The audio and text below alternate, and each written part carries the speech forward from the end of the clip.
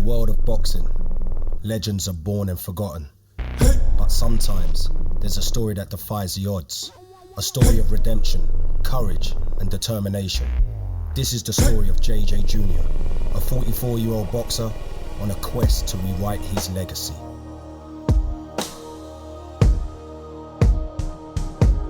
In a world where legends rise, one man's comeback story stands out above all. Join us for an all-access journey into the life of 44-year-old boxer JJ Jr. as he faces his toughest challenge yet on November 11th against the formidable Tommy Hench.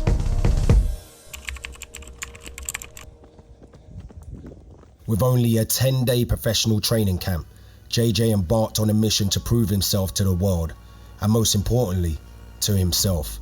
He knew that he had the potential to be a champion if he had taken boxing more seriously. Let me have a look, see.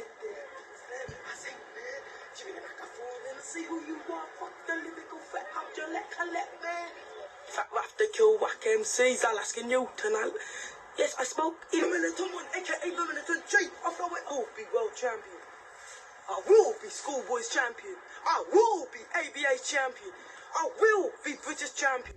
As a kid, I had no parents around from a very young age. I'm talking 8, 9, 10, 11, 12, 13, all the way up to 16, 17. I didn't have no parents around, but I learned to fend for myself and cook, clean, make money myself. I used to make a lot of money from a very young age.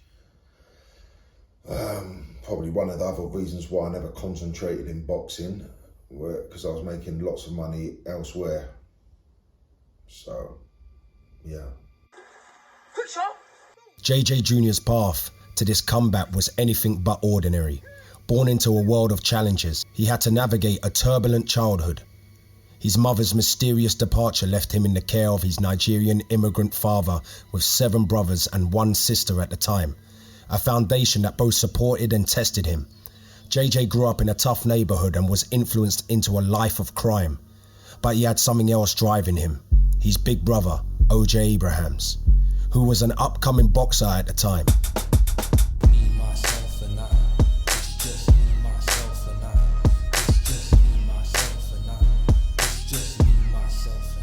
I've got punching power in either hand. I won't look for a knockout, but one slip and he will pay the price. When I see daylight, I go for it. For 2 months now, I've been training for this fight, and twice a day, every day, I take 2 deep breaths through my nose. I can smell the title. Are you the oldest? No. OJ's the oldest. Okay, So okay. OJ's another one, good professional box. Carl Froch, Ryan Rhodes, Wayne Alexander. As a pro? Yeah, as a pro. OJ Abrahams. Okay. Yeah, I know who that is. Yeah, I know who that is. And he was an animal. But again, he never used to train. The story, in fact, reads like a Hollywood script. Boxer ditched by girlfriend, left to look after baby son. But this movie is for real. OJ Abrahams is the boxer, and his son Cassius, good name for a boxer's son, has given him the motivation to fight his way to success. Graham Miller reports. Forget the drama of Rocky or the glitz that goes with a world title. This is the real day of professional boxer OJ Abrahams, up early to get his son Cassius ready for school. For what we are about to receive, may the Lord make us truly thankful. Amen. That's it. OJ is no ordinary fighter. Dumped by his mother, rejected by his dad, history repeated itself when his partner left him with Cassius still in nappies. When he was forced into a single-parents hostel, he admits he was close to ending it all. But he turned professional, and his early successes as a welterweight gave him the boost he needed. He and Cassius are inseparable. When he trains at St. Monica's in the city, Cass is there to lend a helping hand. Manager Barry Hearn sees a British title shot if his progress continues. In Watford, where he lives, he's already a star. His aim is to make OJ more widely known, to give his boy the financial opportunities he never had. I hear a lot about single-parent mothers, and I take my hat off to them. The poverty and the struggle they have to bring up these kids on their own. Yeah, I never realised how hard it was until now I find myself in the same situation. And yes, it really is a struggle, and you've got to be a fighter to get through it. If I have any doubts, I just got to look at my boy Cassius, and when I've had a few setbacks in my boxing career. Been done with a cut eye, and I've lost one. But I'm just keeping there. Look at my boy. I know he's got to be fed and clothed, and I'm just going to keep going on. Yeah. Now that's what I call a real fighter. God bless my son, my number one son, me, myself, and Cassius. My question to you, I guess, is with so many brothers. Oh yeah. And so many brothers having boxed. Yeah, I know what you're gonna say. Yeah. What's it like? It was fiery in the house. Fiery. Oh, bloody putting bloody. I could tell you some stories, man. And we're brothers. We're brothers. I'm putting bricks over each other's heads, shovels. Like it wasn't like a normal household. Literally, we wanted to kill each other some of the times. And then next week we're like best friends, going out to fight whoever else who's on the streets. Bricks. Yeah. I'm being serious when I say that as well. I'm being serious.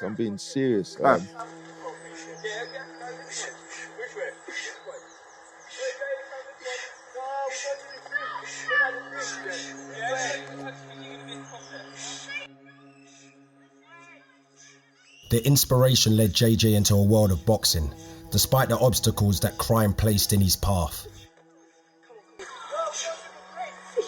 Slip it. No, slip like this, slip like that. That's it. Keep your hands up and slip like that. That way, keep them up and slip. And lay poke with the backhand, boom. Slip, backhand, that's it. So when you say she wasn't there, she was around, but she was... No, she split up for whatever reason, problems with my dad, and they split up. I think when I must have been about 6, I was by myself. Literally brought myself up from 6, 7 years old. Literally. Like, I'm not joking, brought myself up. And this is the same time where your dad would work in the evenings and then sleep during the day? Yeah, or go to his birds or woman's house, wherever he was, but he wasn't around that much. And I was in and out of trouble, man. I'm talking, I used to beat people up left, right, and centre, man. I was an absolute rebel. I was a rebel in Watford. I'm known for being a terror. Do you know what I mean? And I'm not proud of that. Do you know what I mean? If I could apologise to a lot of people, I would, because I upset a lot of people when I was a kid. You know, I had a lot of pain inside me, man. I used to let it out on the streets. For all the stamina, massive, yeah. Bigging up the rinse out, bigging up Dan, bigging up the drastic. Bigging up Blakey, man. Bigging up Nathan John. Bigging up the Castro. Bigging up the Longers. Bigging up the Cat, man. Yeah? Want to big up the Blackadee. It was just easy, you know, when you was 15, 16, I was making a lot of money, and I was known, I got a lot of respect around my area. So, yeah, I chose the wrong path, and it is what it is.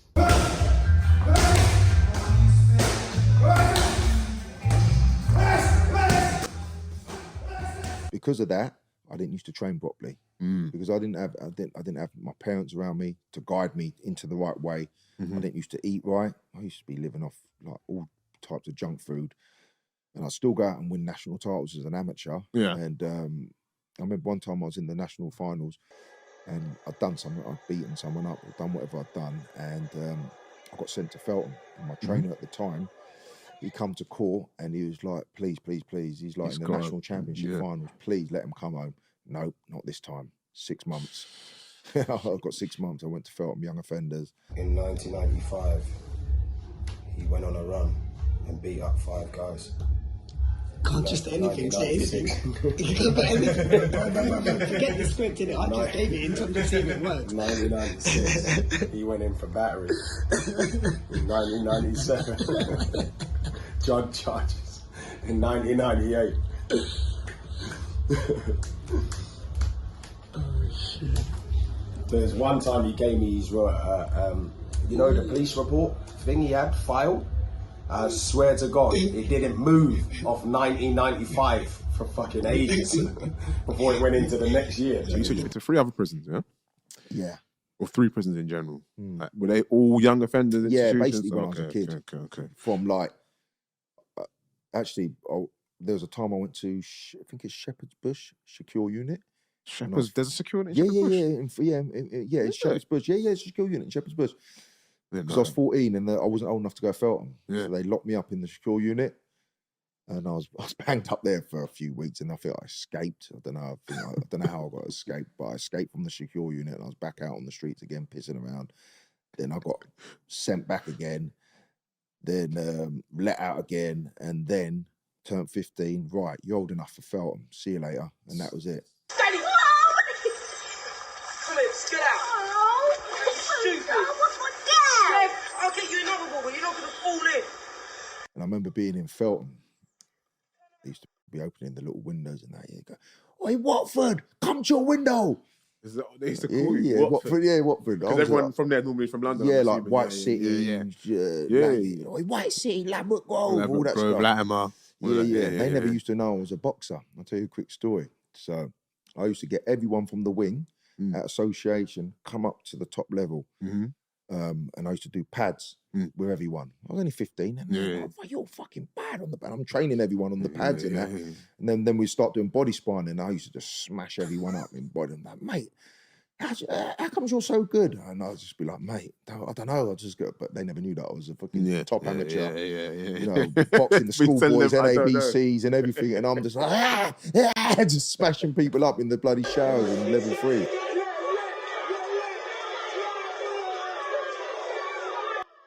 He left the boxing world due to a troubled past, lured into a life of crime, but deep down, the spirit of a fighter never left him. JJ's life story is one of adversity and resilience.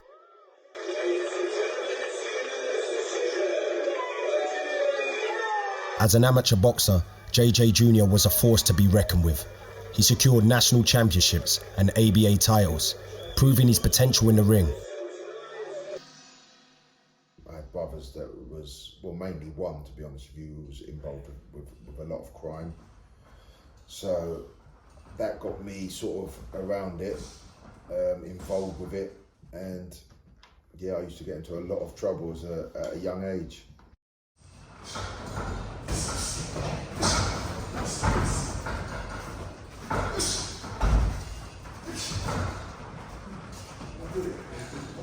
Come on! I would have some fights, maybe 6, 7 amateur fights, go to prison, come out, have another 5, 6 amateur fights, get in more trouble.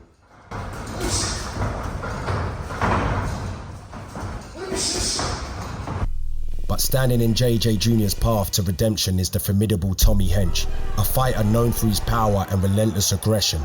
November 11th, the date is set for their epic showdown. Listen. Only people that aren't prepared. I'm a proper fighter. Any man, any place on God's green earth and all that stuff. I was sitting at home. And he means it. I was sitting at home fat and overweight and thinking, right, this might be the dude to get me out running in the morning. And it was. Do you know what I mean? In my head, that was the person I wanted. Do you know what I mean? Yeah. But I just wanted a training camp. That's all I wanted. But when JJ called him out on social media, Hench dismissed him, claiming JJ had no clout and promptly blocked him. Let's go!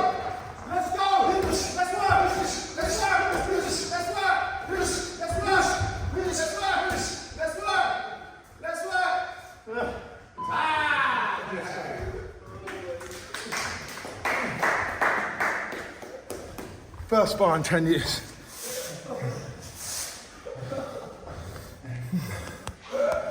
JJ Jr., although still in great shape, is feeling the effects of his sparring this camp. That's how you got to fight, Kerry.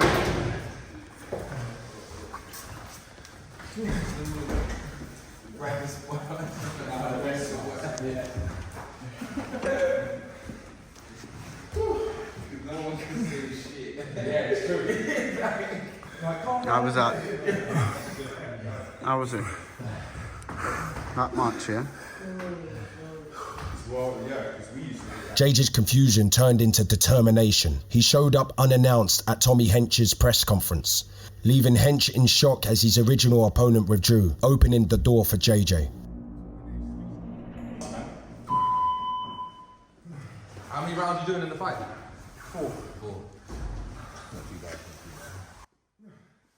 I just needed a challenge, man. I haven't boxed in 10 years, and I just needed to box again, and I wanted a hard fight. I needed something good to sort of bring the best out of me again, and I just wanted to And I was following Tommy Hench. I thought, you know what? This guy's saying he'll box anyone, he'll fight anyone. He's a warrior. And that started from there. Yeah. Started from there and just thought, you know what? This is the guy I think I want to fight. It's the press conference today. And at 6 o'clock, I'm going live from Instagram. So if you guys want to head over and subscribe, it's 99p. Get a first person view. When I come on full smoke. It's beautiful, Spurs. Let's go. Let's go. Let's go. When I left one of those with no moustache, everyone kept saying to me, what are you doing? Yes, we're coming for him. We're coming. No, I He's blocked me on everything. He's blocked me on Insta, blocked me on TikTok. Mr. Hench, I'm coming for you. Let's go, Trump. Coming for you, didn't I? I did tell ya. Did tell ya. Fucking chump. I've been pestering him a bit. Calls me the stalker. I was pestering him for a fight, so it worked. I got the fight. We've got someone over here. We've got some here. I'm ready, bro. I'm ready. So I'm here. Who's that? Yeah, Jay. What you say, bro? I'm ready. I'm ready, bro. What do you mean for what? To fight you? Yeah. Right, just before we carry on, hey, fellas, before we carry on, listen. That's fine. Right, before we carry on with this, come here, just. I'm going there to get a fight with him. December show or the February show. Let him have his fight, and then you fight the winner, and you get in the ring, and you say you put it on him. Yeah. And then I got to the press conference, and then the promoter's like, "Oh, we're looking for another opponent. We're looking for a replacement opponent for Tommy Hench." And then my fucking, excuse my language, my best mate Martin Power stuck his hand up and said, "Yeah, we got someone over here." I'm like, "What are you doing, mate?" You know what I mean? I didn't say I'm going to fight him in 2 weeks, did I? I was like, "I haven't trained." And the Tommy Jacobs was like, "Oh, who's that?" And it's like, "It's JJ, King Kenny's brother." I'm like, "Oh God, here we go." It's like, do you know what I mean? Now I've got to fight him in 2 weeks. That's what I'm thinking in my head. Yeah. Because I'm a boxer, boxed before, like that warrior mentality, like my brothers and all that. I'm thinking I can't back down now. Yeah. Do you know what I mean? It is what it is. Do you know what I mean? And I had a few messages with Tommy. I said, "Yeah, we're going to box on the 16th, not the 11th. So have your fight. I want to train." And he went, "Oh, you're a pussy. If you don't fight me." I said, no, we fight on the 16th. And you have your fight first. He went, "Oh, I'm not in the country on the 16th. I told you I'm going to come to you, didn't I? You thought I was joking. I told you. I did tell you. Telling me I ain't got no clout. I'm a king. I love being the underdog. So keep doubting me. And it's just going to make me train even harder for the next one. God's green earth. That's what you said, didn't you? Didn't you? Yeah. Yes. Come on then. I'm madder than you'll ever be, bruv. You ain't met no one. You've met your match, bro. You've met your match. Trust me. Come on, bruv. Yeah. It was hard for me in the beginning. That's why I went down the other route. Because I never had no parents, didn't have no money. So when I started earning some money, I enjoyed it at a young age because I wasn't used to that. Tempers flared as they faced off, and JJ got what he wanted. The fight was on. Hey, it's on. It's on. You want a proper fight? You got it. Exactly. You want a proper fight? Exactly. You got it.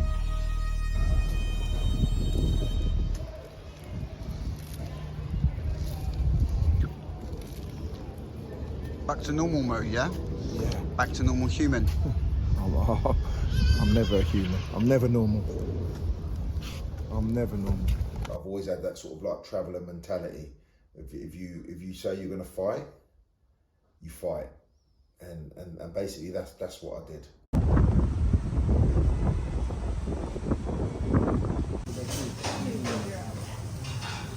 May I have kombucha ginger and a fresh ginger and honey tea? You like ginger? Can I have one of those as well? You got honey tea? Yeah, look. Fresh ginger. Yeah, I have the best ginger and honey tea as well. I used to be like, I was the big brother. You were the man. I was the national champion as an amateur. He looked up to you. Yeah, he looked up to me. I was like, come on, man, bring me in, bro. But I've realised now it doesn't work like that. You've got to build your own path in life sometimes. But he's helped me. He's going to probably open a few little doors for me. You know what I mean? If he can. Yeah. And that's just the way it goes, isn't it? It's the way it goes, man. Sometimes you got to do it for yourself in life. What happened to your foot? Did you spar him or something? Who? Bitches. Why? What happened? Why you said my nose. eyes, my nose? Yeah. Glasses, innit? Oh. Glasses, yeah. Yeah. And the puffiness is From bad life. 20 zoops the other day. This is James Holder for I From London. I'm in the Camden Centre today for Mickey Elliott's show, the Hellraiser Promotions. With me, I've got JJ Ojuederie. Hope I pronounced that right. That's right, Ojuederie, yeah. How are you, mate? Yeah, I feel good, man. It's just good to be back. It's been a long time. Got a new team now, new trainer, the Don, Mr. Don Charles, and I'm back. 3 years is a long time to be out in the boxing ring. Just how good does it feel to be back in there? It was really good. I was nervous before because it's been a long time, but yeah, I'm ready, man. I'm ready to take them on now. Undefeated under Don Charles as well. And as my sparring partner Waddy Camacho would say, yeah, buddy. Yeah, buddy. He loved that. Yeah, buddy. Listen, talk to me. What have you been up to in the last 3 years? What prompted your break from the sport? I had 2 little girls, lovely girls. Got married. Just had some time out. You know, things wasn't going right for me last time. I wasn't serious, and now I just want to give it one good go. And the cruiserweight division is wide open. Waddy's got the prize fighter. Now I'm going to come and get something. What do you think of? I said the cruiserweight division's wide open in a minute. Yeah. What do you think about future opponents now? Anyone, I don't care. Soon as I'm ready for the next one, I'll be straight in there. And whoever Don wants me to fight, I'm going to fight. Not a problem.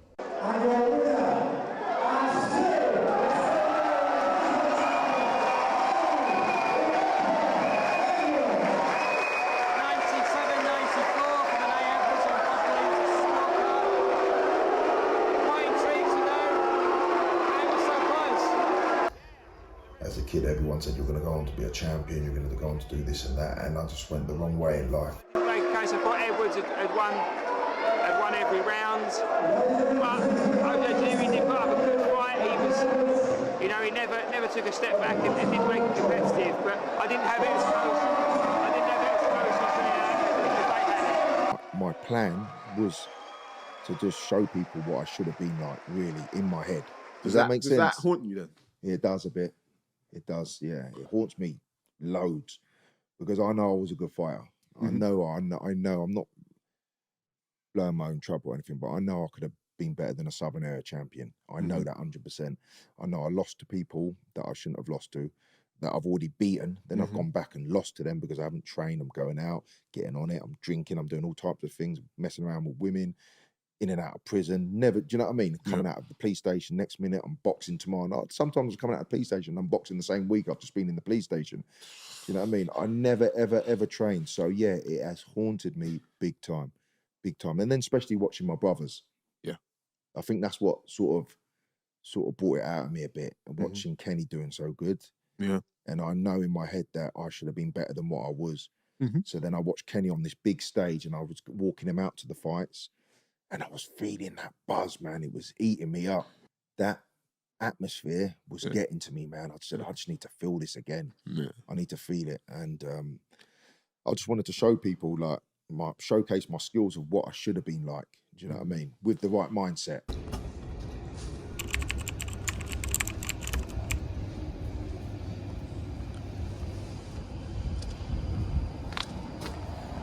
Man's on time today.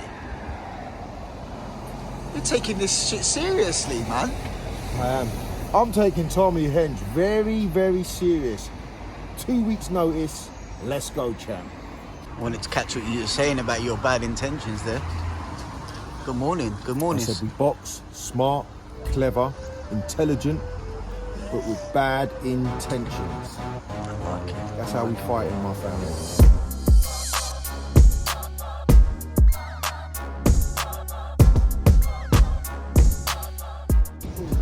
Second day, feeling all right, feeling good. Rib good? Sore, rib sore, of course it's sore. Got today. Sore, but I'm a Spartan, I'm a warrior, bro. Let's go, champ. Bad man, bad man. I like it. Try not to make noise. Big Just respect. I see you doing a professional video there. This is behind the scenes as well. You don't understand how special it is. Please let me know. Take care, brother. When it blows up, you'll see yourself. What are you saying? Boxing it? Yeah.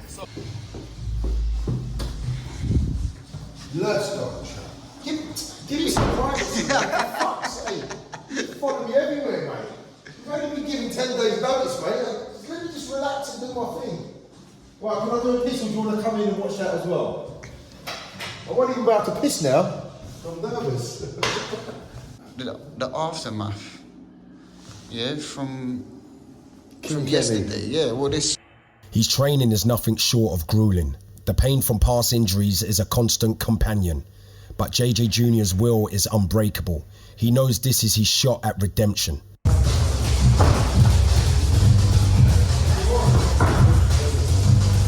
I know what I could have been. I know my boxing skills, and I know I can beat him because I'm just levels above him. I'm levels above him in all aspects, in all ways, fitness, boxing skills, everything. The only thing he's got what matches me is a Spartan warrior mindset. That's about it.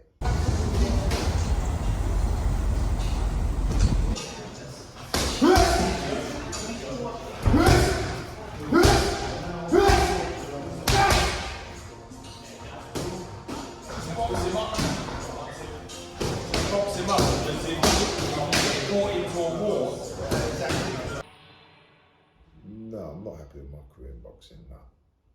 I'm not happy with my career in boxing. That's why I've come back and boxed again. I won a couple of national titles as an amateur.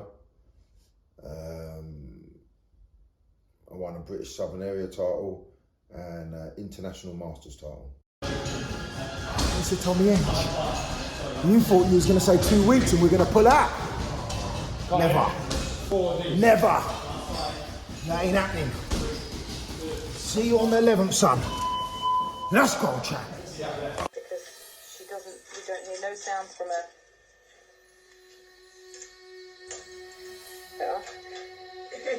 Tragedy struck when he lost his daughter Aisha at birth, pushing him into brink of despair, anxiety and anger.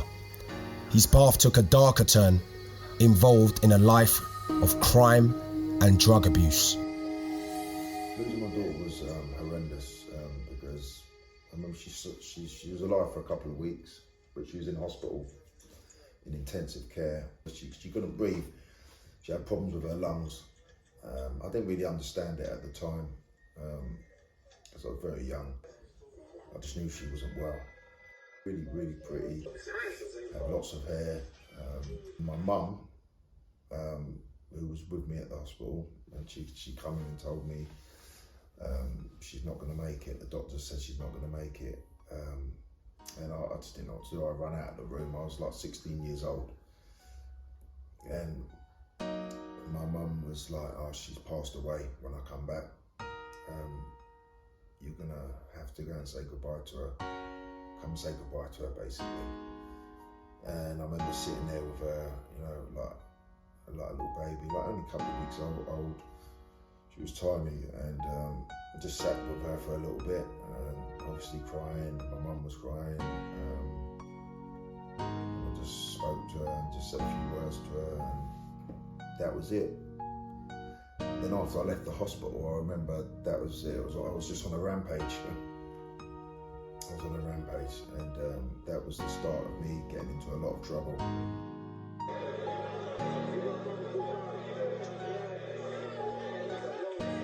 The grief pushed him into a dark world of drugs and crime, but he later had 3 more children, Liam, Lara and Charlotte. Go, Liam. Smack daddy. Toxic relationships with their mothers forced JJ to distance himself, a decision that still haunts him today. Yay! Smack daddy.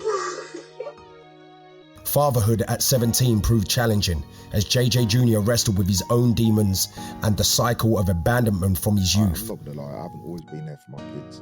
That's another thing which I regret. It'd be nice if I could meet up with them soon and, you know, have a talk with them. you know, try and build a relationship with them as well. The toxic relationship he had with his children's mothers cast a long shadow over his life. I was taking out a lot of anger from that, taking out on a lot of people on the streets. So I took it to the streets, that anger and that frustration. JJ's life continued to be a roller coaster, with boxing, crime, and a lack of focus holding him back.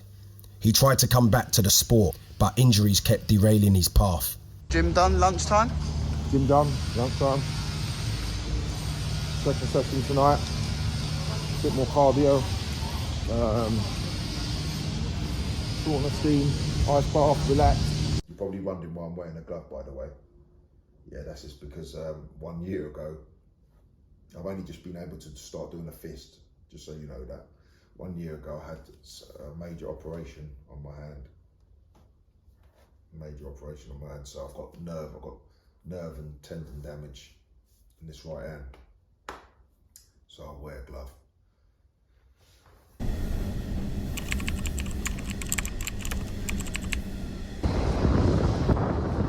Day 3.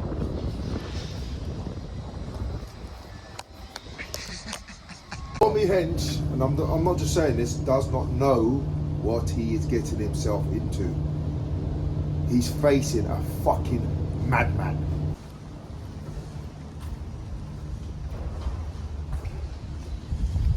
So this way.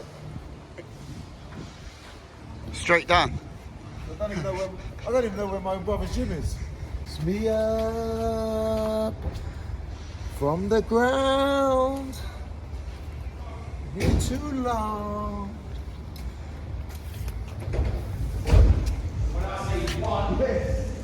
Training with my brothers was amazing.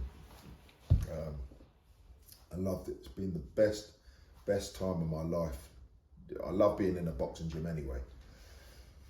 And being around my brothers as well. Come on, man, that's just unbelievable. Seriously, I really enjoyed it. He's got an eye for it.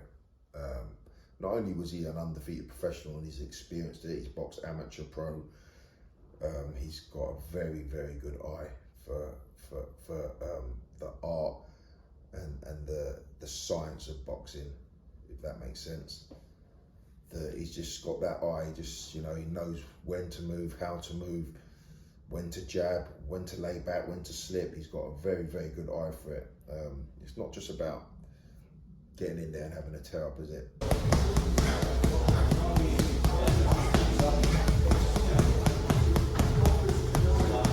No fake shake protein, no steroids, pure clean eating. With 10 days.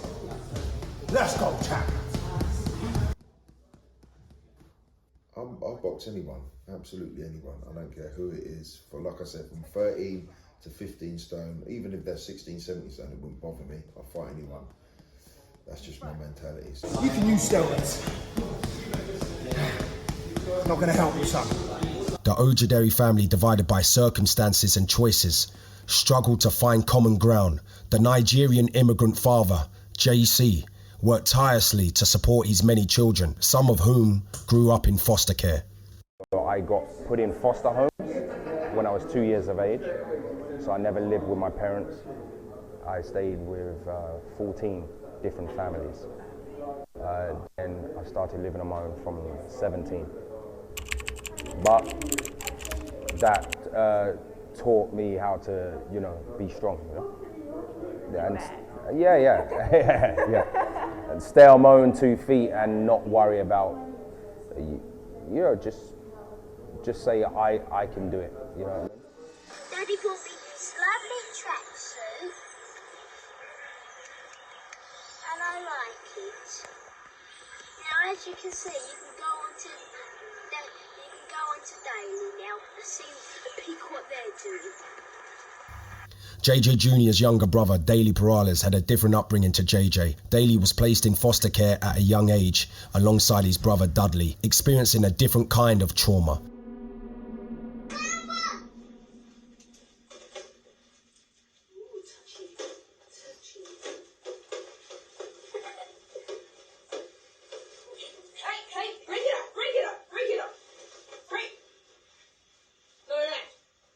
Despite the family's divisions, their shared love for boxing became the bridge that held them together during their annual reunions.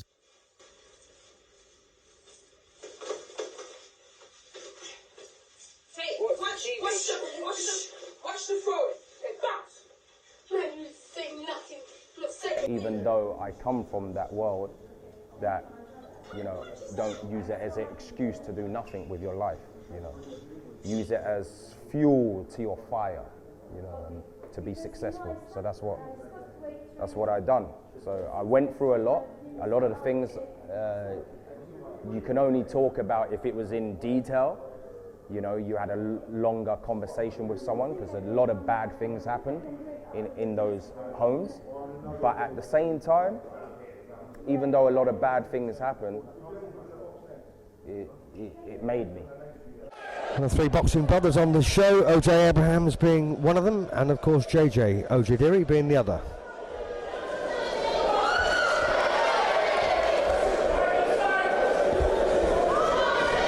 And I don't think so far that Daley has taken a punch in anger. Daley, a known boxing coach for rising professional boxing stars, has his own gym, Trenches, which will be the home for the majority of JJ's 10-day training camp.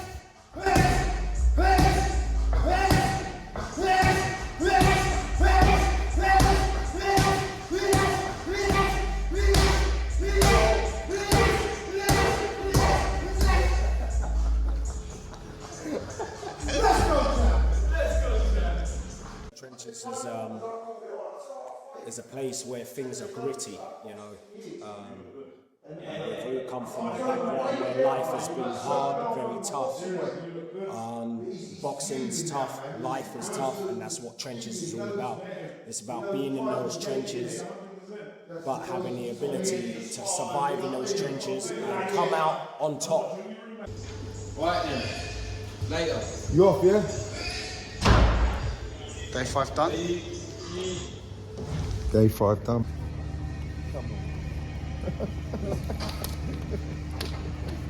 Why do men find it so difficult to hug? Come on, I'm coming in on this. Yeah. Who says fighters can't hug? Who says fighters don't need love? Let's go, chap. You know you do that one. That's when it gets awkward. You don't want the dicks to touch. Go here, brother.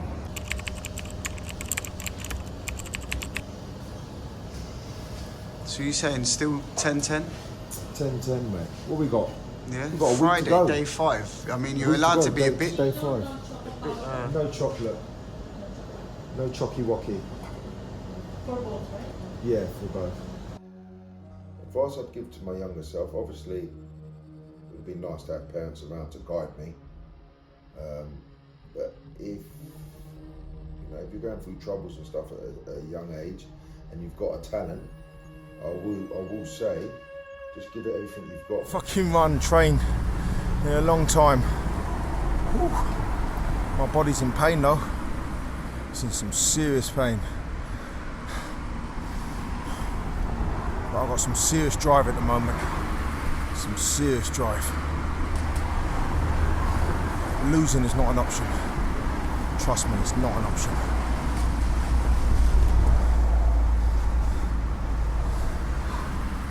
If I lose to Tommy Hench, you will not see me on social media again. And I ain't been on social media for that long. But if I lose to Tommy Hench, you won't see me ever again. That's my word. What makes you say that? He's not in my league. No, I'm not dissing him. He's got warrior's heart, warrior spirit, lion, all that shit.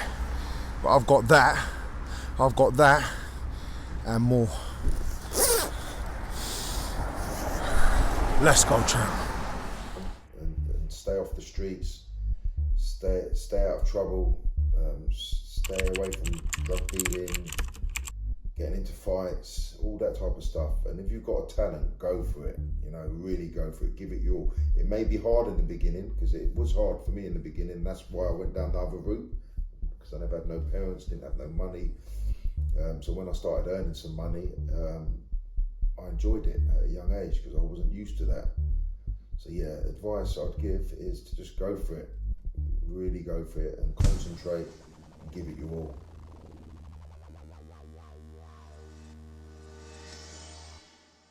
Day 6 of 10. So we've got 2 weeks and we take a little bit from everyone. My brother Daley is the main trainer, but we got to give him a day off because he works hard.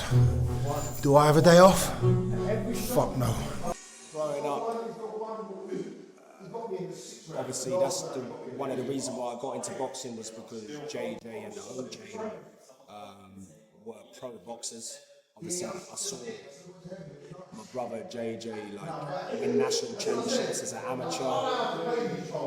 Then I was around him every day as a pro, so it just made me like a lot. My older brothers box, so let me give it a go. So that's how I got into boxing. It was good watching them fight. They were in some big fights, titles, you know, winning championships. You know, so I got that experience from a young age of, you know, the atmosphere, what it's like to fight in front of a crowd, the adrenaline, the emotions. So it was a good experience watching them grow up and fight. They, you know, they achieved a lot. They're known in the game. So yeah. If anyone wants any advice in succeeding in something you love, all I have to say is make sure no matter what you're doing, have the 3 Ds in your head. The 3 Ds are determination, desire and discipline. If you have all them 3 Ds, I think you'll be alright. I was in care since the age of 2, ups and downs, and it's been tough. Some people haven't even seen their mum and dad, ain't even got their mum and dad around. So I think I'm really lucky to have my mum back around, which is where she belongs, and to see her son pick up this award tonight. Well, I guess that's all what I've got left to say. Thanks for listening. Thanks for everything Leaving Care team have done for me. And special thanks to Wendy there, my project worker. Always stay in school, stay healthy and stay away from drugs. And remember, even when life starts to get complicated, always remember to stay dedicated. Thank you.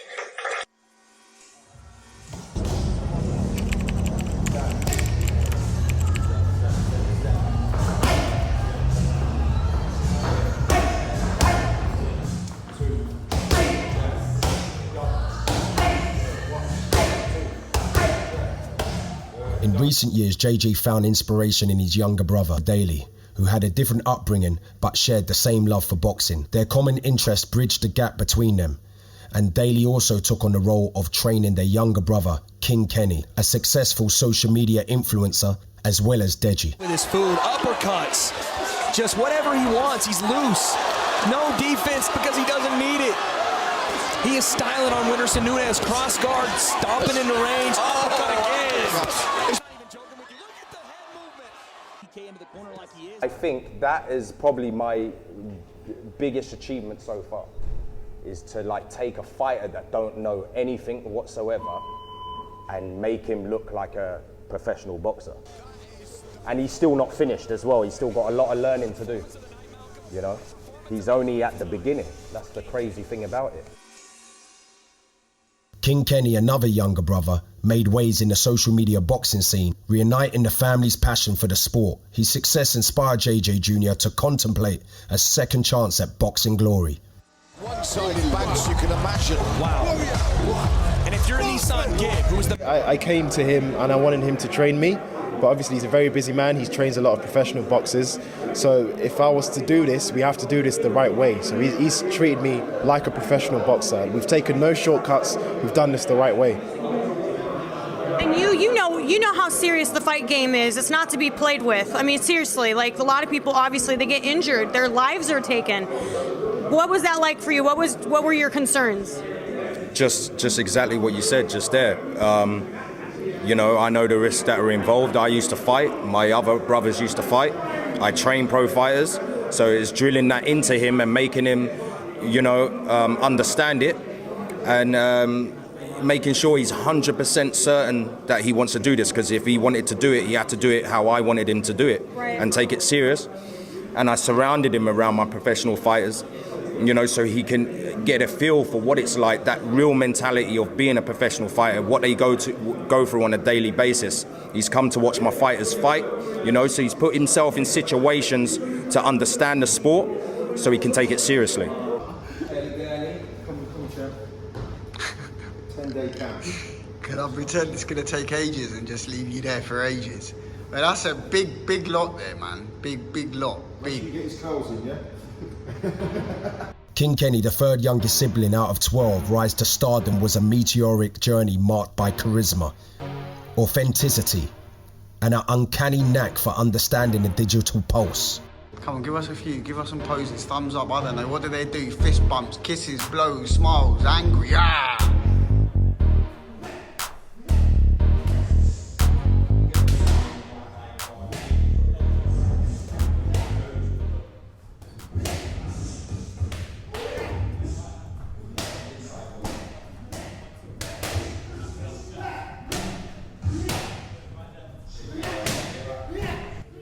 When I'm training and I'm motivated and I've got a goal, my mindset is so much different. I've got such a strong mindset that drives me through.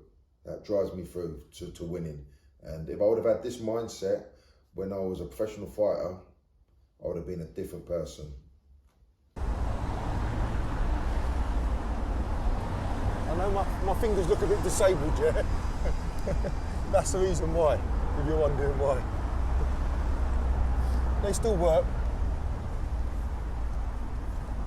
The doctor said to me, you will never, ever be able to punch again. I've only been able to do a fist in the last 8 weeks, 2 months, 3 months. How did you do that? Glass. All right, I thought so.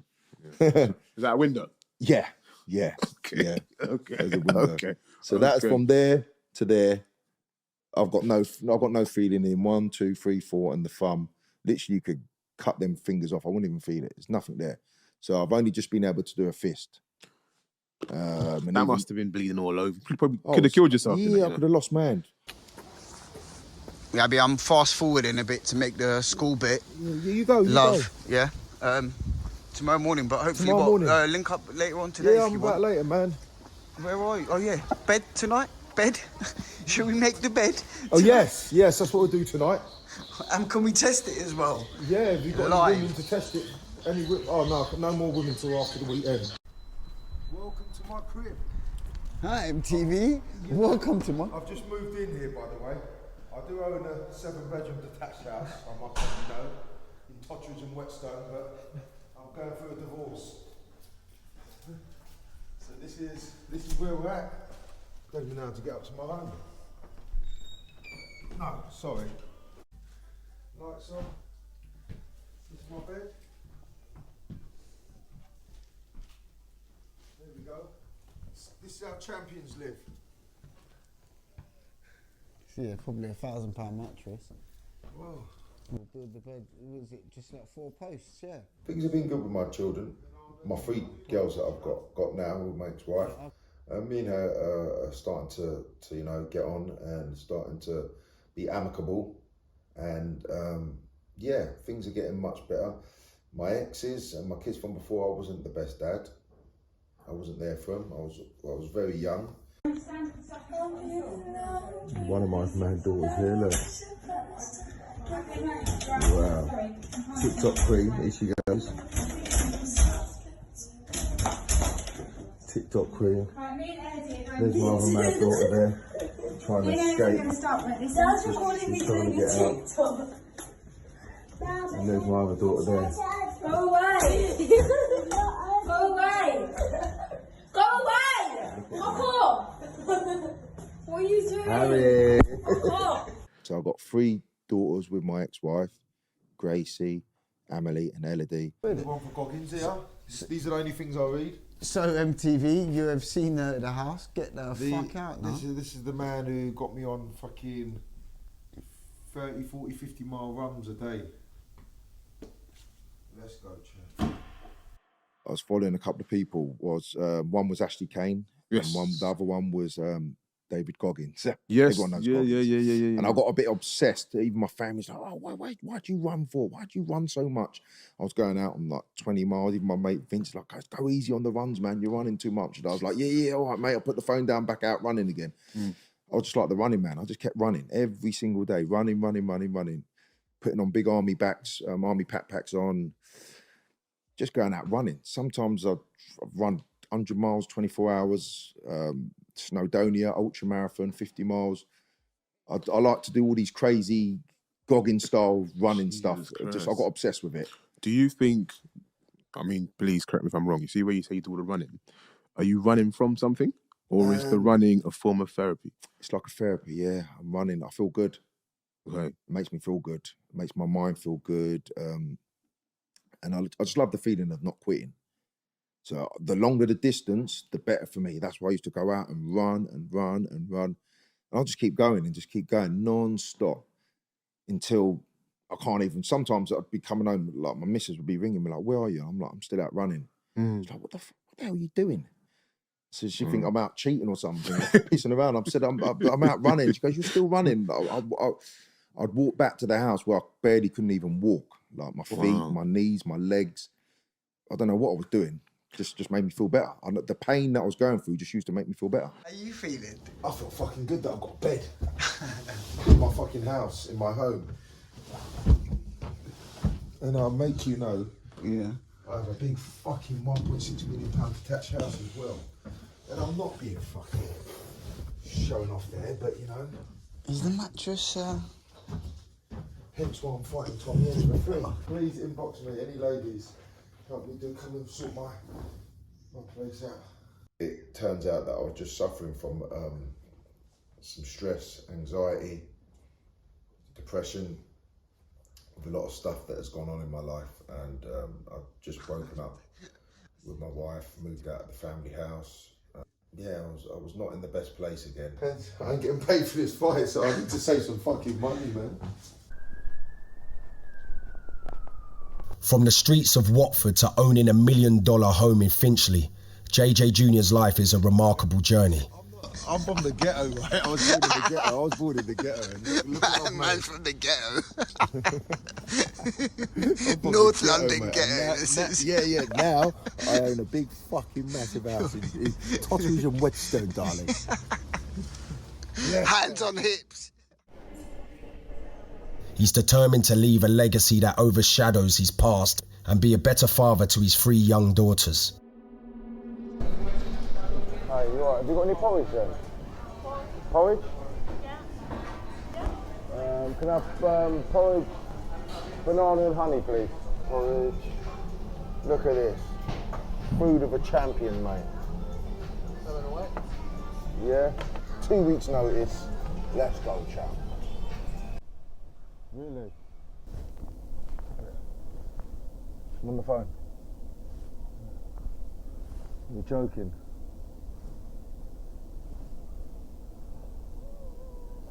Where is it now? Stop it. The brutal murder of his older brother Terry Ojuederie in prison was another devastating blow. JJ looked up to Terry, and the circumstances of his death were hard to accept. This loss became one of JJ's driving motivations as he walked into the fight. It's also for my big brother. I've had this drive in me where I just feel like I wanted to do something for him.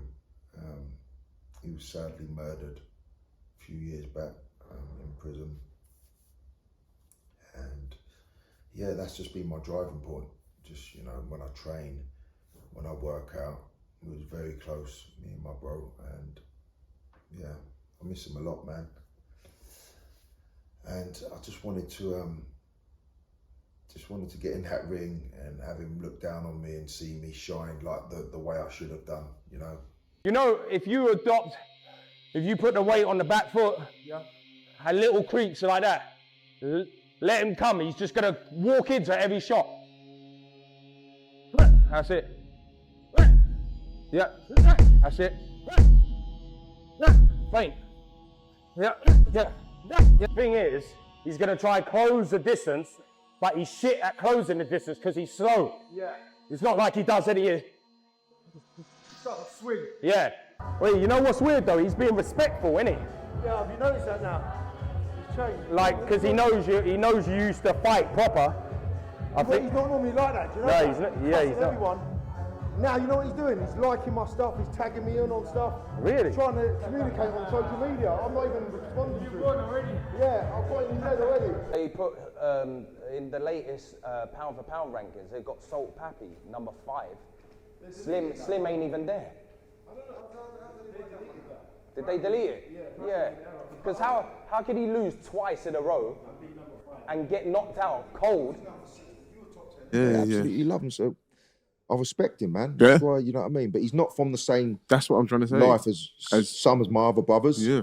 Yeah, I remember I used to come home and bless him, he used to be like 4, 5 or 6. I say, Kenny, what are you doing, man? So I'm watching the news. He used to still have like a Nigerian accent. He used to say, did he? Yeah, because his mum's Nigerian. He said, I'm watching the news. I say, yes, brother, watching the news. Well done, man. So where was he born? So, because his mum's Nigerian, He he just used to have speaks that like little how twang she- sort of like thing. my you know what I mum, mean? or Yeah, he my- used to and have, my yeah, dad. he used to have that little Yeah, twang. yeah. And he was a good lad, man. He was a good kid. Wow. He was a really good kid. But you see the beauty of that though, of family, right? Yeah. You guys obviously went through the hard graft and the hard path. Yeah. But then He had a completely different life to us. different life to you. Completely. But then I see the picture of yourself, Daley, and Kenny on social when you're training. Yeah, we all got back together. We're brothers, man. And that's it. It's beautiful to see. Yeah, if I'm honest. brothers. It's touching to me because I got 3 brothers. You know what I mean? I was like, this is. We're all different. I'm that type of brother. Out of all the brothers, everyone knows it. My friends, brothers now. I'm the brother that if they got any problems and that, 2, 3 in the morning, they'd ring my phone. They know I'd be up. I'd be like, what's going on? I'll be up there. I don't care who it is, what's going on. I'm that brother. Do you know what I mean? Don't care what trouble they got. I'd always have my brothers and my good friends back. I'm just that type of person. That's just me from the streets. He was on FaceTime. Fucking those going absolutely mental. Yeah, I remember. Kids love you, man. Yeah, I think the Manchester Arena, that is the biggest, I think, cheer that You've you've got had to do me a so favour far. next year, because apparently the fight after what was it? Sop Happy versus Slim. It was dead. It wasn't even. Do me one big favour next year. Just one big favour. My 2 daughters go to the same secondary school, and they are begging me for him to come with me to pick them up from school. Where do they go secondary? Potter's Bar. Oh, that's calm. I'm telling you, the whole school will be on shutdown for you if you turn up. They keep telling me, get our kid, and I said last time, he's busy training. I don't think I'm about to do it, man. He's busy, but when he's not training. There was a bit of a conflict in the beginning with me and him. I'm like, oh, come on, man. Oh, let me come and help train Kenny and, try and jump on the bandwagon. You know what, that was going to be my next question. Yeah. There was a bit of that. But that's what he built, and I had to accept that. That's very true. That's his thing. It's very, very and true. I found it hard because I was a boxer as well. Yeah. And we both used to box together. We won national titles together. We used to, he used to come round my flat, stay together. We used to feed him, look after him. We used to wear my boxing shorts. We used to wear proper clothes. Yeah. So when he was doing his little thing, I was like, oh, bro, come on, man. Bring me in. Bring me in. But it doesn't work like that. He tried to explain it to me and I never got it. It doesn't, to be fair. He's like, this is misfits and this is that and this and that. It's not like that. Yeah. Do you know what I mean? So I just realised, that's cool. I'm going to go away, do my thing. Got a bit obsessed with fighting Tommy Hench. Thought I'm going to smash him up. And then after I beat him, then I'm going to see what people can offer me. We have you want all access behind the scenes. Super middleweight, undefeated in 10 fights.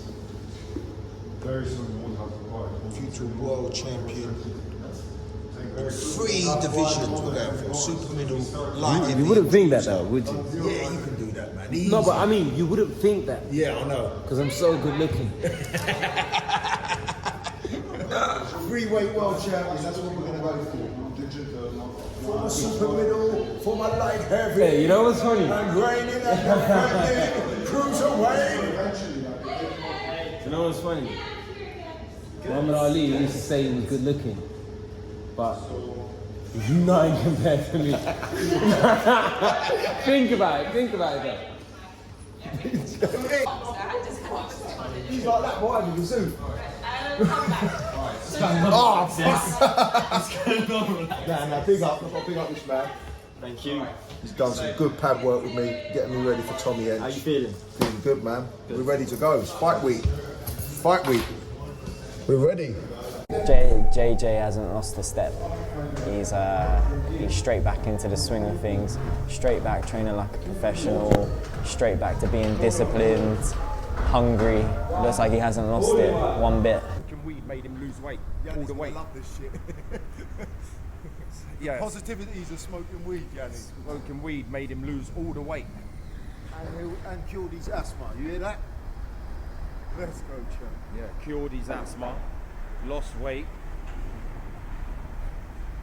all his aches and pains as well. Like my foot is fucked. Yeah, slow down. Done that flip? Yeah.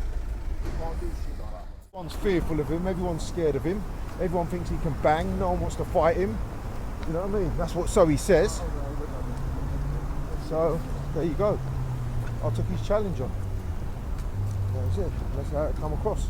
When my brother Daley got into training, I said to Daley, look, I would love to just have one training camp with you where I train properly, eat right, do everything right. And that's what the plan was. Daley wanted me to have that training camp. He didn't want me to box Tommy Hench with 10 days notice, but I was worried that it would never happen. Tight. Take him apart 1 or 2 rounds. I actually think I could stop him, and that's not me being big-headed. I reckon I could take him apart with the jab, and after that I think he's going to blow out after a couple of rounds. He might clip me and I might see the canvas. 1, 2. But I love that shit because when I'm hurt, that's when I'm my most dangerous. So if he thinks that he's going to have me, it'd be very, very... Well, this does nice food. I'm going to get my pot of food here quickly.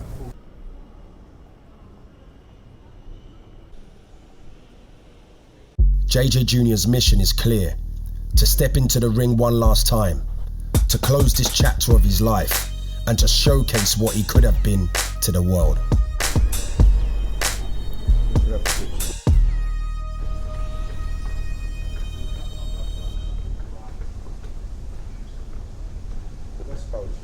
I'm sharp because I can fight, and I know how to fight. That's why I'm sharp. It doesn't take me long to get sharp. I've got a blistering jab. My whole, even when if I was 20 stone, I'd still look sharp with my jab, and I'd still smash his face to bit him with my jab. That's my weapon. That's how I won national titles as junior, senior.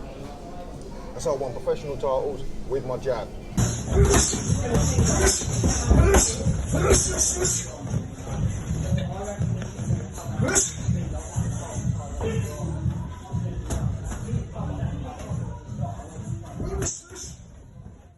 That spar there was against a guy called Smudge, who I helped do sparred, I think, about 2 times up in Hempstead.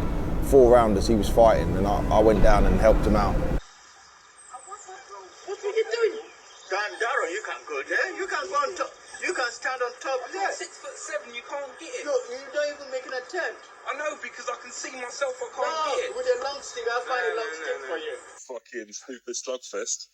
If you box and if you use that with like a decent pace as well, I think he's going to get, I'm guessing that he's not going to have the same lungs as you. He ain't been doing no 8-mile runs and 6-mile runs and 8-hour runs. My brother. The type of running that you've been doing and all the cardio that you've been doing, I don't think he's been doing that. That's because I'm the Goggins of London. That's why. You should be able to dominate with the endurance. The only place where he's going to be strong because of his weight and stuff like that is just like trying to get to it all without. See, there's a proof now you got on the phone. All I've been doing is running.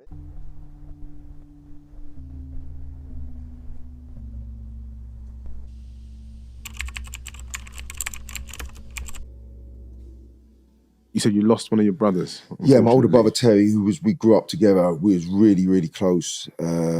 He was always in and out of trouble, bless him. Had a lot of problem with drugs. He was around a lot of drugs and stuff like that. And he was in prison for a few months, and yeah, he got brutally murdered.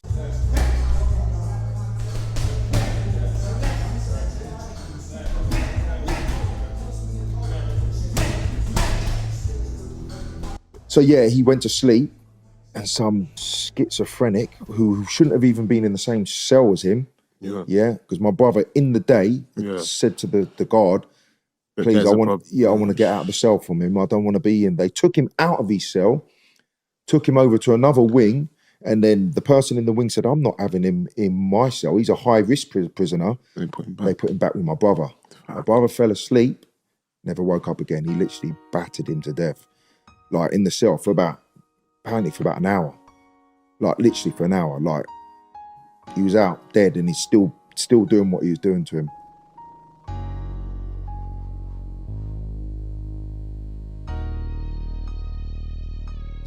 Again, that's where my depression started kicking in again badly.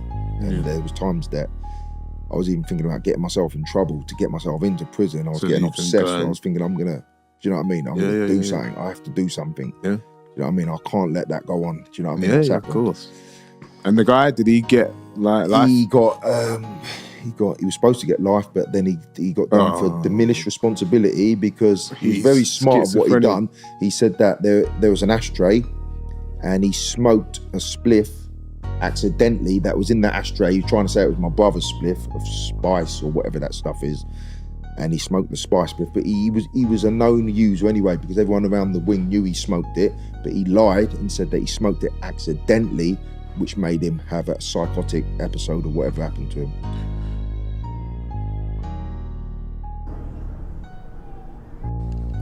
Is Tony gonna go with them? He said. He ain't said it. I'll ask him. Knowing him, he'd fucking Uber it. Really? Yeah. What, all the way there? Yeah. He don't care, does he? He paid an Uber driver, I think it was like 3,600 to take him from Germany back home to London. 3,600. He would have done that. Yanni would have done that job, wouldn't you? Because the planes were messing up, and he wanted to get back in time so he gets to training on time. 3,000. Shit, showed starting money he's fucking earning, bruv. So have to pull up that. That Uber driver must have loved it, though. I know that. Because that's like a whole month's wages, probably, for him. What I'm trying to say is, I love how personal give him some. You're giving him some respect from where he's come from to be doing what he's doing. Is that what you're trying to say? Most probably, yeah. I just worded it a bit different, probably. Well, it's a bit like Kenny. If Kenny was to fight a proper, when in professional boxing, he'd get beaten up. You know what I mean? That's what I was trying to explain to him. There's levels, man. Can't compare me to fucking Jake Paul. Come on, bro. It's embarrassing. You went the distance with Fury. I ain't even defending the guy. Come on, man. Guys, stop it. I ain't defending the guys. I'm in your camp, motherfuckers. Yeah, but Fury ain't all that, man, is he? Tommy. He's like a British level fighter, man, not world.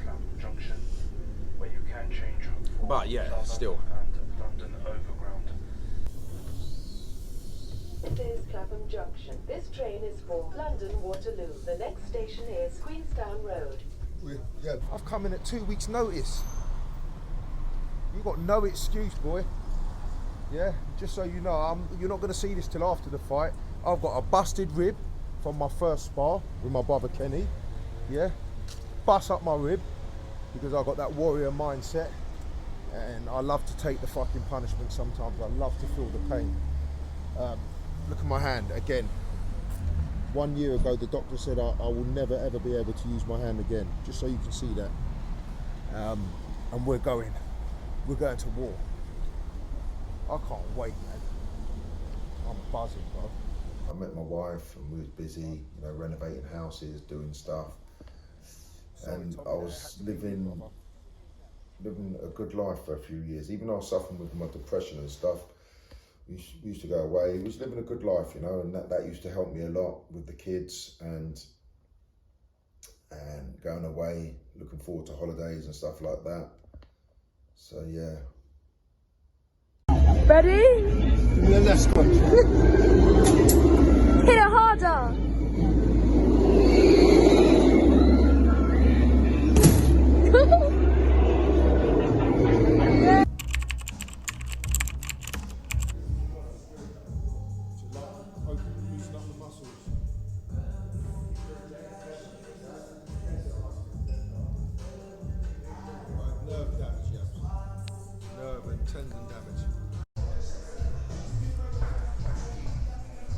Now it's all about Versace. You caught me in my style. 5 shots couldn't. I took it and smiled. Bam! This one's for you, brother. I moved out of Watford. I went to live in Walthamstow for about maybe 6, 7 years. And yeah, I was winning, man. I was beating Sammy Price, who's like won national titles as an amateur. I was beating a lot of unbeaten fighters, beating Joey Vegas, who went on to win the WBC light heavyweight title. I'm trying to think. Andrew Lowe, that was another good fight I won. He was a good amateur, really good amateur. He was Southern Air champion. I took the Southern Air championship from him. And my brother OJ, Mark Potter, and my brother Terry, who's not with us now, and Daley was in my corner for that. That was the best night of my life, honestly, winning the Southern Air title, because, again, my brother Terry was there, and he's not always with it. He's like, sometimes he'd be like off his head on drugs and like running around doing stupid stuff. But that night, he got himself together for me, man. He said, bro, I'm going to get myself together for you, and we're going to go out there and we're going to win that title. He wasn't a violent person. Wasn't an aggressive person, really nice, loving, kind, do anything for you, you know. So he was put in a cell, you know, when you're sharing a cell with someone, and that guy was a schizophrenic, drug user. I think he smoked spice, and when my brother was asleep, he decided to beat my brother to death with a TV for over an hour while he slept, and that was it. Never woke up again. When I see him at the weigh-in, I was like, wow, Jesus, your body's completely changed from when I last seen you 2 weeks ago. I said, what the hell's happened? He just bumped up. I don't know what he's drinking, what juice he's drinking. I don't know what he's doing, mate, but he looks solid. He looks solid, mate. He's drinking some good juice, man. Serious. You gotta be careful what you... No, he looks strong. He looks strong, man. He looks strong. I want him tested.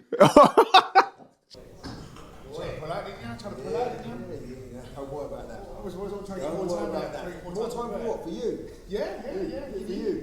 Come straight to the centre of the ring. Come straight to the centre of the ring. You're my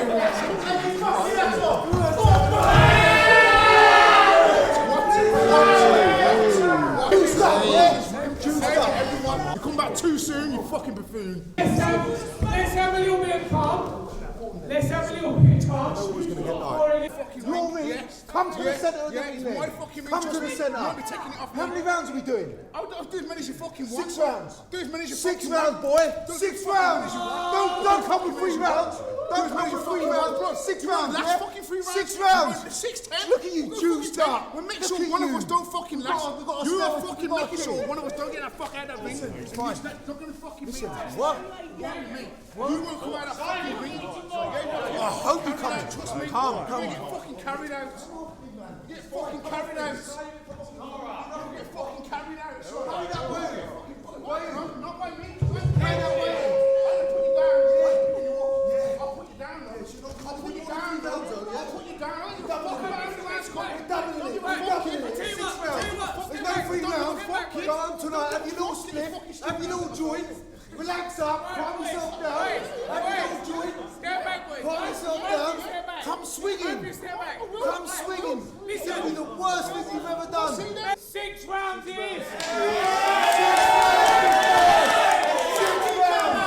6 rounds, big boy.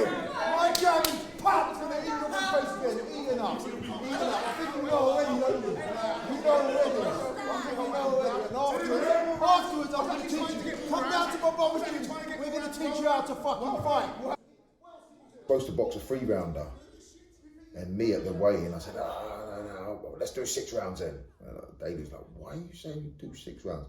I have no idea why I said to do 6 rounds. It was stupid.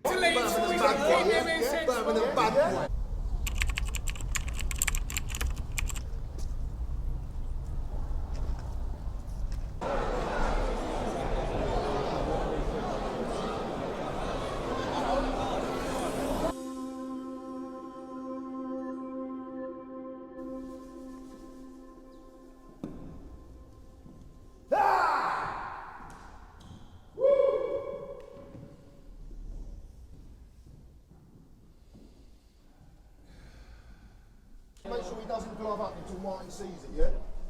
Fucking don't trust it, mate. You know who I am, right? Of course I know who you are, man. Ashley, man. Fucking hell. I'll watch him do his numbs. Yeah, no, I just thought you might be busy. Sorry, man. By the time I got to the fight, I was walking into the arena going to my brothers, something's wrong, man. I don't feel right. My legs were gone because I'd done so much. Not surprised. And not only that, when you start a training camp, for the first week or 2 weeks, all boxers were about to tell you this. Yeah, you go through all the aches and pains, not just boxers, bodybuilders, everything. You start training and lifting again. When you start training and working out again, all your body is in pain. Do you know what I mean? And I was in so much pain walking to the arena, walking to the fight. Yeah. I was in pain. Do you know what I mean? Before I'd even taken a punch. JJ's story transcends the boundaries of the ring. It's a saga of redemption, fueled by love and haunted by loss. 8-ounce gloves on. In the law of boxing, you can't wear 8-ounce gloves. It's the rules, man. 10 ounce, that's like life-threatening. No, but they thought you had to put on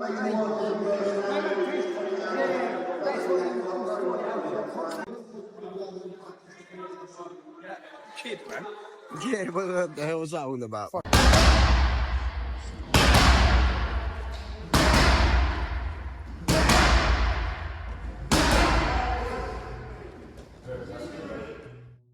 I was walking to the fight and I was like, oh, please, get your legs together, man. You're fighting. Going through a lot of pain, and I needed to channel it into something. Losing a daughter at a young age, before my professional boxing career, which affected me a lot.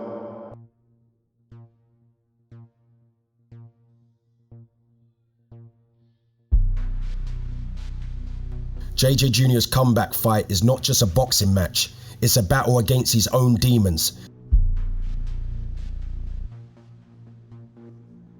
I remember looking over, seeing my daughters there. Oh God, imagine like losing in a TikTok fight. Being in the changing room knowing you haven't prepared for a fight. Doubting yourself, thinking, shit, I haven't prepared, can I even do these 6 rounds? That wasn't a nice feeling, but I don't know what gave me the strength. And I sat in the corner by myself and I had a little talk to my brother. And I said, bro, I'm a bit worried, but I'm gonna do this for you, man. I'm gonna do this for you. And someone just snapped. I just said, please, man, just let me do something right in my life. This one's for you, brother. As I was walking to the ring, something just snapped. I just said, let my legs work. I've heard stories around Watford. You was the man. I go, yeah, I was, weren't I? I was, and he's trying to get me up for it. Do you know what I mean? He's going to go out there and smash him. Do you know what I mean? He's not on your level. Losing is not an option.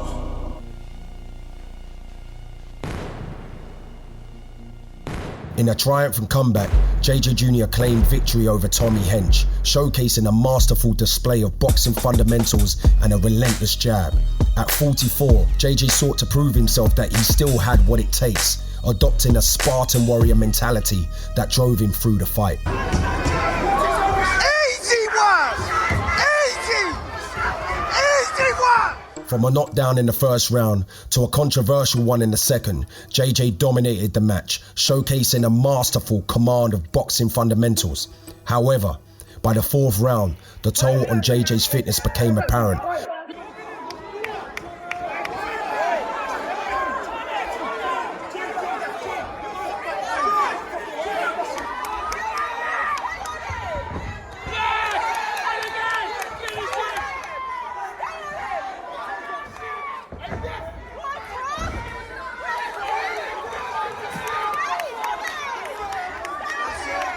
What was going through your head in the 6th round during the standing count? Shit, I haven't trained. In a dramatic twist, Tommy Hench nearly toppled JJ in the final round, igniting debates about the referee's intervention to safeguard JJ from a potential knockout. I wasn't hurt, I was exhausted. It's a complete difference. If I was hurt, I would have went down on one knee. I'm an experienced fighter. I've boxed all my life. I would have gone down on one knee. I would have took the count. I was exhausted. After 6 rounds of heavyweight TikTok grudge match business, we go to our judges' scorecards. And our judges scoring the contest by way of unanimous decision. Your winner in the red corner, JJ. That was then ABC finals, or schoolboy finals, or ABA finals, national championship finals. 4 rounds would have won hands down. There wouldn't have been no one even asking a question. Yeah, he caught me in the 6th round, but I was exhausted. That's why he caught me. If I was fight fit, he would have never have caught me. Never have caught me. Not in a million years. JJ, though he proved his ability to compete, he is left with a bittersweet taste, acknowledging that this victory lacks the confidence he sought. You were freaking me out, but I didn't want to say it. Before the fight, and you were freaking me out. You don't want to fight, man. I wasn't feeling, I still don't feel much. Yeah. Right, now you can feel whatever you want. You know what it is? I knew I never prepared properly in the back of my head. That's what it was. You know what it is? I was cheering on for you. Cheers, brother. What's it about? Did I? No, you did. Where was it? Good question. Someone had the belt. I didn't even train, that's why I was. Yeah, I saw it like tonight. I didn't even train, I trained for 10 days. Yet as the cheers fade and the arena empties, there's a lingering ache in JJ's heart. Controversy swirls not only around the ring, but also in the shadows, with whispers of Tommy Hench's alleged steroid use and a history of drug abuse casting a pall over the spectacle. We had 10 days, I think we've done about 8 full days. He hit me with a shot, ding! Fucking, I see birds, mate. When you're fit, you'll see everything he does. Because he loads it. If I was fit, he loads it. I can always stop him in 3 rounds if I was fit.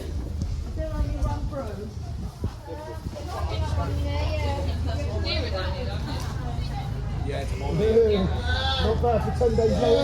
Yeah, wicked, well done, man. Wicked. Not bad for 10 days. You did, honestly, you did well. I thought it was going to be a conditioning thing. I said it before. That's why I was doubting myself. You should have that. No, I was, because I knew I hadn't trained properly for it. Like a camp. You know what I'm saying? And me, like an idiot, I've gone into his press conference. And then my mate Martin, he goes, we got someone here who's stepping. I'm like, mate, chill out. That's 2 weeks, mate. You know what I mean? I would at least wanted 8 weeks or something. Yeah. Mate, I didn't feel though. I felt good. If it was a 3-rounder, 4-rounder, I would have been pissed at it. The extra couple of rounds. Yeah. But if I would have done an 8-week camp with Daley, I would have stopped this. Oh, yeah. It's fair. For me, you can see the difference in pedigree though. Yeah. You can see he didn't know what to do with the jab. You can see once he was thinking, I said, that's what I knew my jab would get me through it. Not only that, I haven't boxed in 10 years. I know, man. I haven't laced on a pair of gloves for 10 years. Literally. Just get one word off of the man himself, please. Let's go, champ. I'm ready to run it back again. Give me a rest though. I'm getting too old for this shit, man. What do you want then? 14 days next time? 4 weeks at least, 4 to 6 weeks. 8 weeks would be good. That's why my body was still sore from this 2-week camp that I've done with my brother. It wasn't even 2 weeks, it was 10 days, we counted it. And even he said to me, bro, you can't fight in 10 days. You know what my answer was? Watch me.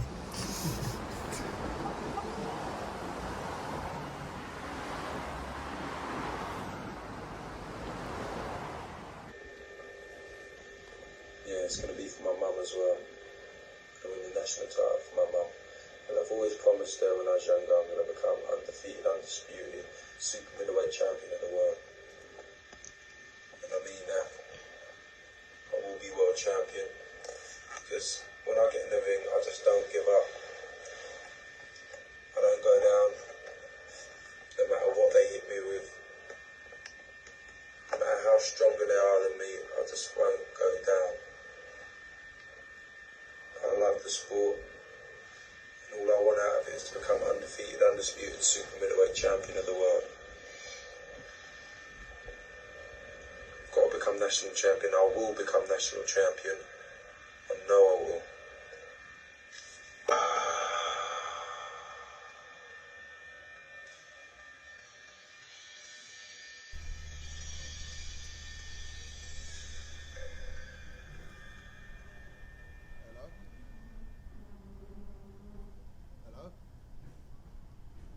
can hear you, yeah.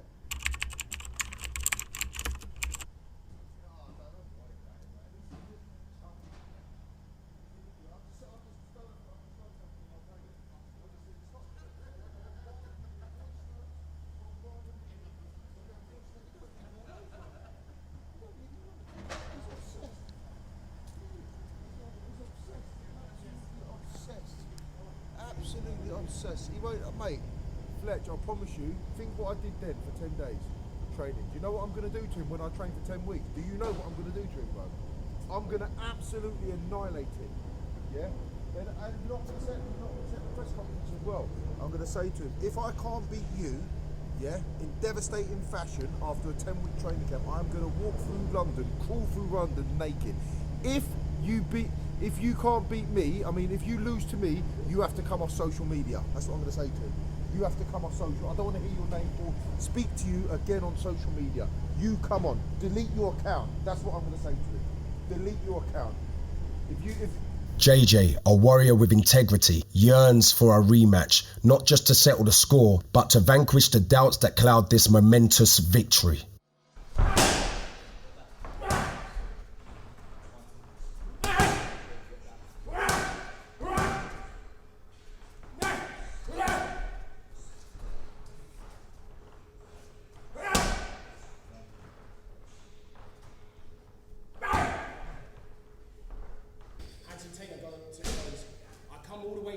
What's wrong with people in the UK? They all talk, but can't back it up. Yeah. Meaning like sparring and stuff like that. Yeah. So I messaged, I done a story, I said, Trenches is free, man. Come down for sparring. You know what I mean? I don't know, it didn't really mean anything to me because I never got to train properly. So I've still got that bitter taste in my mouth.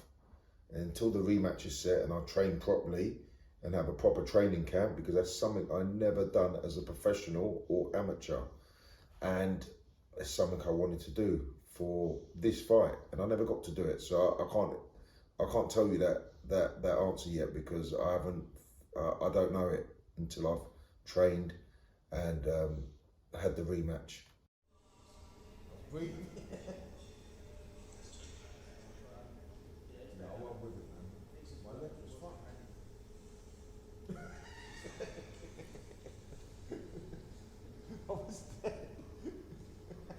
I know you're thinking deep. Deep, I know. Yeah, I know. Yeah, but I trained, you know what it is? I've done so much in 2 weeks. You were looking at me in the eyes to pull you out. Am I going to be alright? I was nervous for the fight because, yeah, I knew I hadn't trained. That's the only thing I was nervous. I wasn't nervous of Tommy Hench. I wasn't nervous of actually fighting. I was nervous that I didn't prepare. And that wasn't a nice feeling.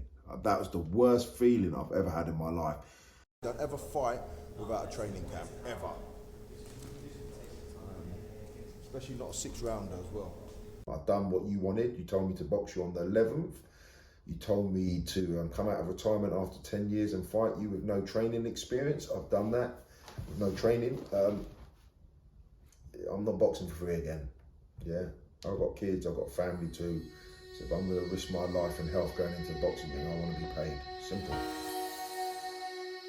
As the tapestry of JJ's legacy unfolds, it's woven with threads of personal tragedy and unwavering determination. Each jab thrown, each punch weathered, echoes with the memory of a daughter lost at birth and a brother confined to the shadows of prison walls. Well, he was always around when I was younger. To be honest with you, he was into a lot of stuff.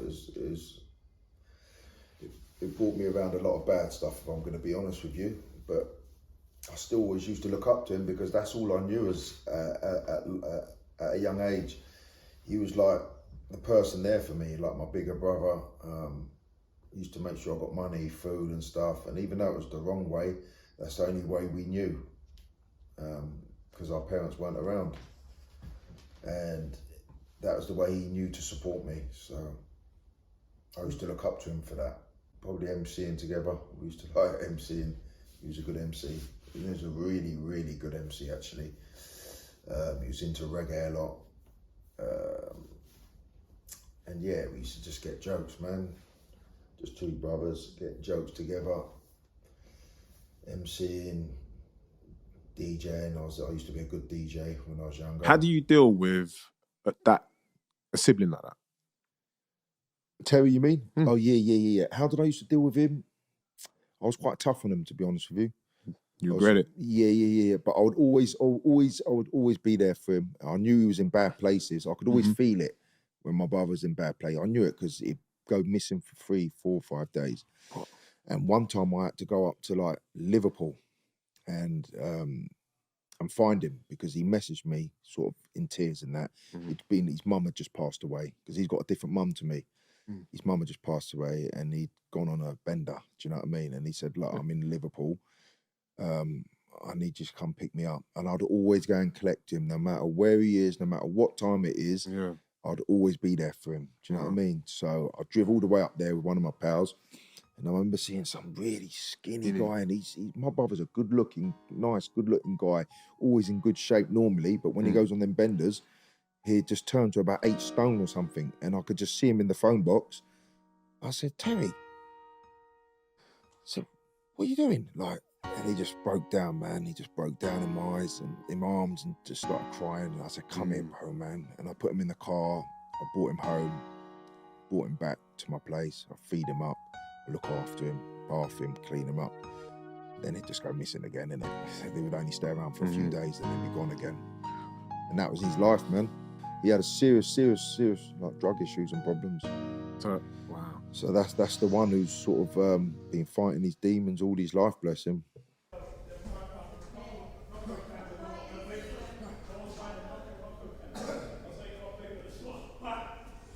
Plans for the future are to maybe have 1 or 2 more fights. Tommy Hench is screaming about a rematch. I've got no problem with giving him a rematch. I think he actually deserves it, to be honest with you. I've got no bad, even though we're doing a lot of back and forth stuff on social media, I've got no problem with him. We set the fight, we set the date with 2 men, with 2 warriors, we fight.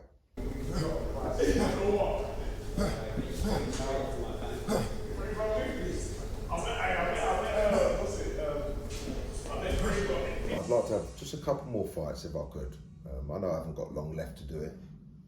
And then after that, maybe go into helping out some young kids who have gone through some tough times in life, help them who would like to get involved with boxing and help professional boxers, maybe some influencer boxers. I've got a couple of guys who are interested in me training. Big up Jake Randall, Rude Boy Randall. Yeah, we're going to do some work. He's someone who wants me to help him out. So, yeah, it's all good. It's all good.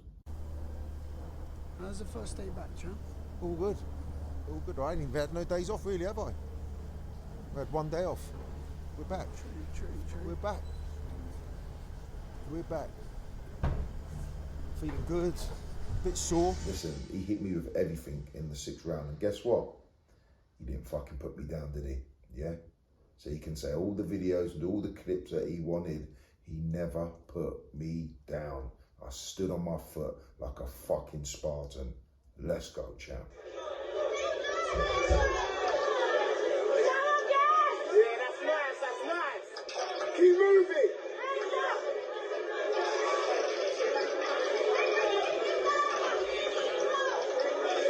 Keep your guard up. Tommy, I boxed you, yeah, with 2 weeks notice and not boxing in 10 years. I told you I was going to do that. I come out and I've done it. You told me box you on the 11th or you're a big pussy. That's what you sent me. I can show you the messages from Tommy Hench. He said, your arse is going. If you don't box me on the 11th, I ain't boxing you. I said, all right, I'm going to box you. I boxed you. Now you want the rematch? I want 10 weeks notice. 10 weeks notice to any promoter that's going to put it on. 10 weeks notice. We're going to get it on. And tell me you've got your chance to knock me spark out. But this time you're going to have to nail me to the canvas. Because if you don't, I'm going to brutally beat you for 3 or 4 rounds and then stop you. JJ seeks not just victory, but the restoration of his legacy. A tale that transcends controversy and stands as a testament to the heart of a fighter. It's a reminder that it's never too late to chase your dreams and prove the world wrong. JJ Jr.'s comeback is complete, but the legacy is just beginning.